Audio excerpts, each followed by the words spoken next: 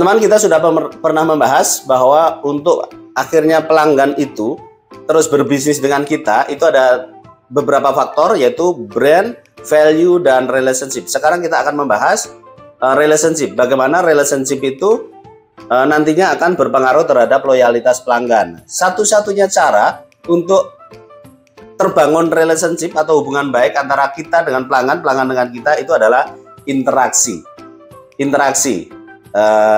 Komunikasi ya, antara kita dengan perusahaan, perusahaan dengan antara kita dengan pelanggan, pelanggan dengan perusahaan. Maka satu hal yang sangat penting agar hal ini bisa terjadi adalah saluran komunikasi. Saluran komunikasi itu dengan sengaja kita ciptakan supaya pelanggan mudah menghubungi kita dan kita mudah menghubungi pelanggan, sehingga pelanggan dengan kita itu selalu terhubung. Nah, ini sebagai syarat untuk terjadinya interaksi, komunikasi, dan akhirnya meningkat menjadi perbaikan hubungan sehingga relationship-nya menjadi baik. Nah, beberapa saluran komunikasi yang teman-teman bisa gunakan, tatap muka, visit. Ya, visit itu saluran komunikasi. Kita ketemu langsung dengan pelanggan, berkomunikasi, berinteraksi, maka ini adalah saluran komunikasi dengan cara kita melakukan visit. Event, customer kita kumpulkan di suatu tempat, kemudian ya gathering gitu ya, kita event. Sosial media ini sebenarnya juga saluran komunikasi, tapi nanti kita lihat ya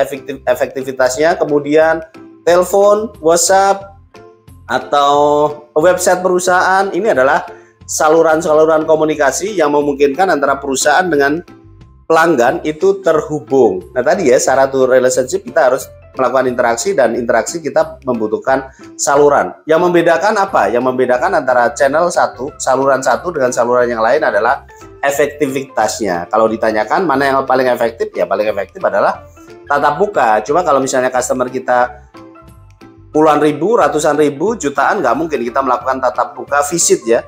Visit, maka ada pelanggan nanti yang di visit, ada yang di telepon, ada yang di WhatsApp, ada yang disapa dengan menggunakan sosial media. Intinya teman-teman, oh ya, kalau sosial media teman-teman perhatikan aja engagementnya berapa. Kalau misalnya kita punya 30.000 follower gitu ya di sosial media kita, kemudian kita posting, yang respon, yang like, comment, share itu ada berapa. Nah, itu sebenarnya kita terhubung dengan berapa orang yang engage tadi. Nah, itu sosial media. Kalau misalnya telepon, berapa yang angkat telepon dari customer yang kita hubungi. Nah, telepon sebenarnya cukup baik karena ini komunikasi dua arah. Tapi ya tadi ya, paling efektif sebenarnya tatap muka. Tatap muka yang kita dalam bentuk massal, ya kita kumpulkan customer dalam bentuk event. Biasanya perusahaan-perusahaan melakukan gathering. Gathering kan kita bisa mengumpulkan 100, 200, 300 customer dalam satu tempat, dan kita hadir di situ. Nah, terjadi interaksi antara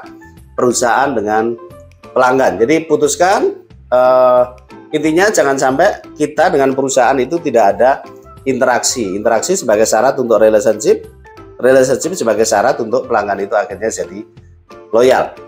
Begitu teman-teman, selamat mencoba, sukses. Terima kasih.